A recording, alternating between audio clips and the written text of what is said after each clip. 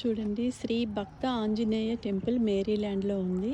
ఇక్కడ గోశాల ఉందిమాట. గోశాలలో గోవులు చూడండి ఎంత అందంగా ఉన్నాయో.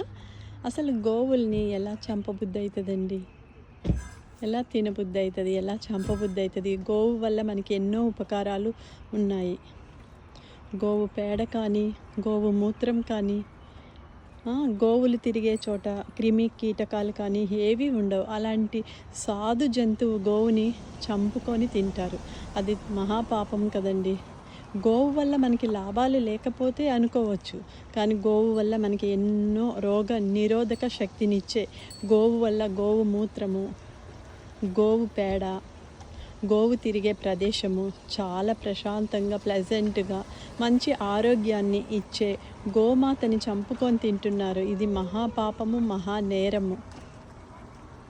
గోవుల్ని చంపకండి, ఎక్కువగా గోవుల్ని పెంచండి. మన ఆరోగ్యాలు మన చేతుల్లోనే ఉన్నాయి.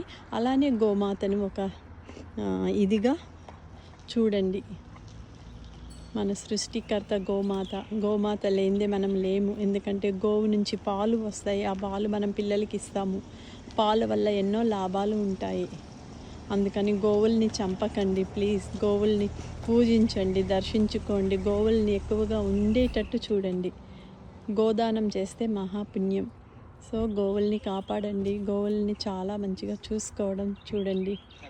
సో గోవుల్ని మాత్రం చంపకండి ప్లీజ్.